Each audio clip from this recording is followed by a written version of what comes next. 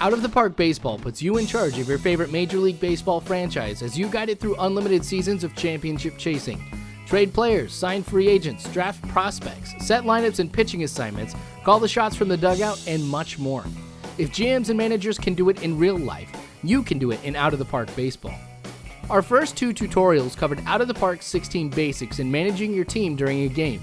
Now, let's look at overall team management. Your team's home screen is a good place to get a snapshot of how your club is doing as the season progresses. You can easily see who's playing well and who isn't, as well as see your minor league teams' records and what kind of numbers your top prospects have posted so far. You can check out your minor league teams anytime by simply clicking on them. You'll find much of the same information as you'll see at the Major League Baseball level, although there are no financials in the minors. In fact, you can manage a minor league team if you want a new challenge. A word of warning though, your best players won't stick around long. On the Meet the Team screen, you'll get a look at your best Major League Baseball players as well as your top prospects and other team snapshots. Here's a handy tip that will save you some time while you're looking at your players on this and any other screen. Hover over their name and you'll get a pop-up with some basic information. You can do that anywhere you see a player's name, even in the field view while managing your team during a game. The Meet the Team screen is also a good place for reviewing your finances and personnel. If your team isn't pitching or hitting well, you might want to shake things up by firing one of those coaches and bringing in someone new. The Rosters and Transactions tab lets you peruse your entire organization's rosters. In the Overview screen, you can change the roster boxes to different views. The other screens give you handy ways to see what's happening in those areas and drag and drop players to put them on the disabled list and change their trade status. On the trade status screen, the Players on Not Interested list box is for players you've been offered by other teams in trades and who you've indicated that you don't want to hear about anymore, which is an option during the trade negotiations. You can also drag and drop players to waive and DFA them. If you don't know the rules about waiving and DFAing players, we recommend doing a quick Google search and reading the basics. Those are topics that are too in-depth for this tutorial. By the way, all of these options are also available when you right-click on a player's name. The International Complex houses young players who have been discovered by your scouts in other countries or signed from the International Amateur Prospect Pool.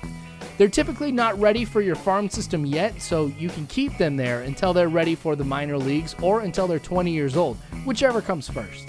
We covered the lineups and pitching tabs in our first video, but while looking at your lineups, there are a couple other screens you should check out. The graphical depth chart is a handy way to set up your substitutions if you prefer a visual view. Note the auto sync lineups and depth charts checkbox. If you uncheck that, changes you make to your depth charts won't automatically sync to your lineups. The 7-day lineup screen is a good way to set your lineups and your starting pitchers for the next 7 days at a time in case you have specific needs. For example, you might have a player in the starting lineup who has a minor injury for a couple days, so you may want him to sit, or you might want to shuffle your starting rotation a bit as you get ready for the playoffs. We covered the strategy screen in the first video that covers the basics, but this time we also wanted to show you the player strategy screen, which also allows you to set specific strategies for hitters and pitchers. You can override your overall team strategy settings for specific players here, as well as force a hitter to start at a certain position and indicate if you never want them lifted for a pinch hitter. You can override team strategies for pitchers too, as well as give them pitch count limits and force them into a certain role. All players have options for benching for a certain number of days, as well as having minor leaguers locked to their current team so the AI can't promote or demote them. In the Front Office tab, you get an overview of your team's financial health, as well as other things that real GMs look at on a daily basis. The Finances screen uses widgets that allow you to change what you're looking at. If you want to dig into things like cost efficiency, vesting options and bonuses, projected salaries, and more. Your owner is the guy who decides if you get to keep your job. There's a can't be fired option, of course, if you'd rather not keep it too real. We'll cover that in a little bit. Your owner has specific goals in mind, both short-term and long-term, and you can check this screen during the season to see how you're doing so far. The widgets also let you change the boxes to the same options found in the Finances screen.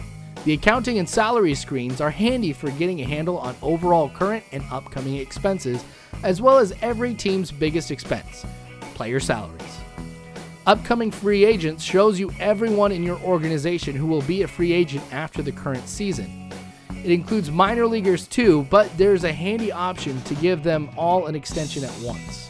Upcoming FA shows you everyone in your organization who will be a free agent after the current season. It includes minor leaguers too, but there's a handy option to give all of them extensions at once. With them out of the way, you can focus on the guys at the Major League Baseball level. Your scouting director is a guy who can make a big difference to your team, since he not only discovers young talented players in other countries, but you also rely on him to give you an accurate picture of every single player, not only in Major League Baseball, but also in the minors and even other countries' leagues. If he's wrong, you could end up giving a huge contract to a guy who turns out to be a bust. During the offseason and the preseason, you can change your scouting budget and change how you allocate that money, both of which can make a big difference, especially if you're rebuilding and want to find plenty of cheap players with major upside potential.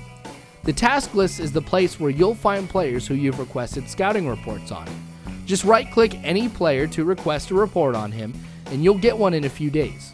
Otherwise, your scouting director will evaluate all players on regular intervals. Also notice that your scouting director is rated in various ways. As with other personnel, you can fire him and hire someone who may be more in line with your preferences. Finally, we have the Personnel tab, which gives you an easy way to go through all the managers and coaches in your organization down through the rookie leagues and take action on them if necessary. As with player salaries, there's a handy way to extend the contracts of all your minor league personnel at once.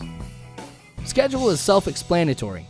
The Info tab lets you dig deeper into your players' stats so you can see how the team is doing overall, as well as view your batting, pitching, and fielding leaders. The report screen lets you look at the kind of stats you often hear about during baseball telecasts. How are the players performing during day games, night games, with 2 outs, and extra innings? You can look at that and much, much more. The News tab gives you access to the same articles found in your box, except they're limited to the ones about your team. History lets you see the team's performance since its first year in existence, and Retired Numbers is where you can view the retired numbers that are included with the game. You can retire a new number as well as unretire any number. Another screen to keep an eye on during the season is the Major League Baseball transaction screen. Find a Player is a powerful search tool that lets you find exactly what you're looking for. Lose your staph ace to Tommy John surgery and need a serviceable replacement who's reasonably priced? This is a great way to narrow down your trade prospects or find someone in the free agent pool. You can also dig through the free agent pool with various sorting and viewing options. Check out the available international free agents, see which international players have been posted for signing, view your pending player contracts, and see every upcoming free agent. There are also plenty of trading options. You can initiate a trade with another team if you know what you want.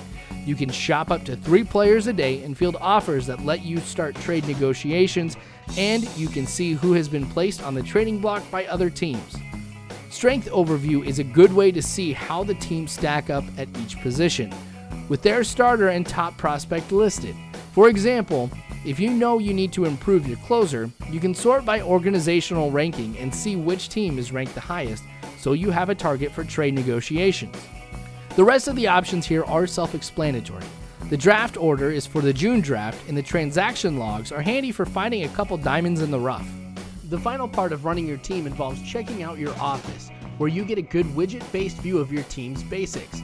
In Control and Autoplay settings, you can enable or disable Commissioner Mode, which gives you access to many powerful editing functions for all teams and players. You can also switch among GM only, Manager only, and GM plus Manager modes as long as you enable Commissioner Mode first. And, of course, you can dictate your immunity to that dreaded pink slip. You can also decide how much of your team should be handled by the AI, as well as select the autoplay functions. If you want to let the game sim your team for long stretches of time without stopping, you can check the Do Not Disturb option and just let it go. Then, when you click the play menu, you can sim for weeks, months, or even years at a time. Manager settings lets you change your basic information, as well as decide the scope of the news you receive in your box. That's it for managing your team. Join us in the next video for a look at creating historical and fictional leagues. See you then.